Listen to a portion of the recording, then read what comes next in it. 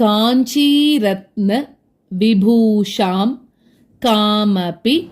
कन्दर्प सूतिका पाङ्गीं परमां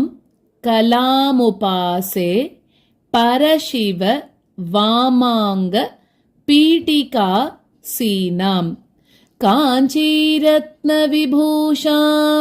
कामपि कन्दर्पसूतिका पाङ्गीं परमां कलामुपासे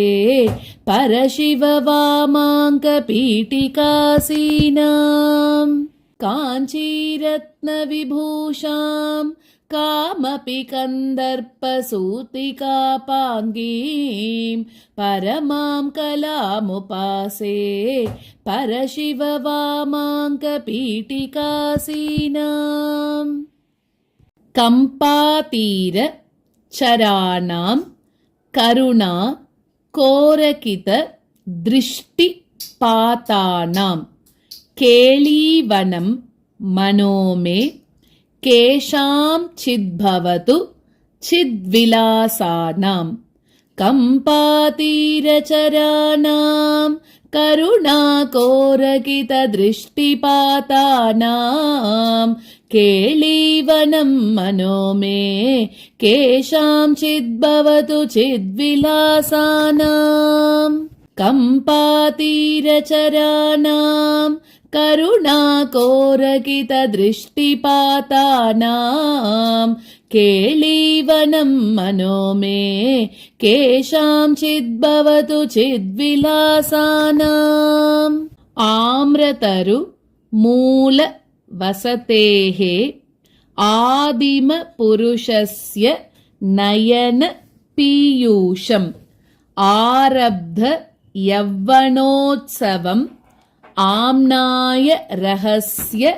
मन्तरवलम्बे आम्रतरुमूलवसतेः आदिमपुरुषस्य नयनपीयूषम्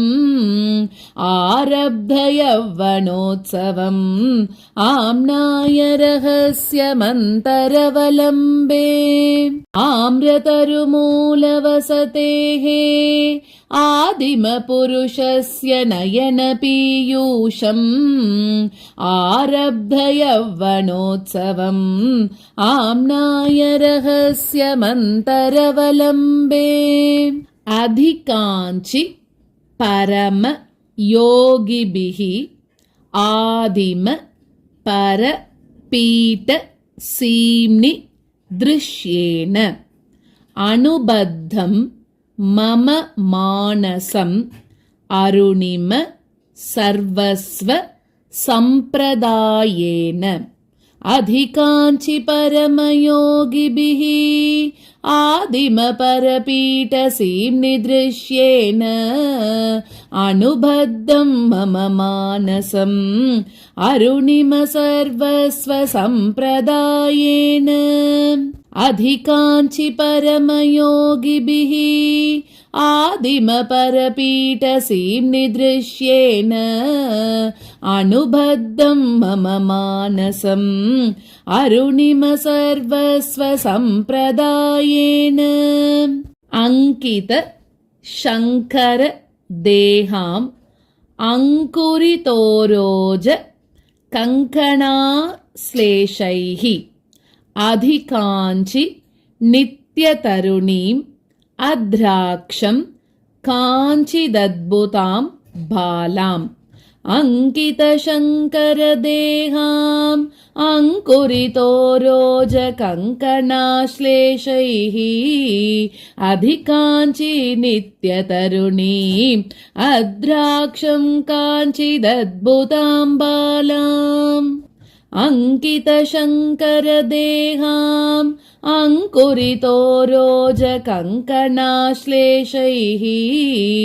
अधिकाञ्चि नित्यतरुणीम् अद्राक्षं काञ्चिदद्भुतां बालाम्।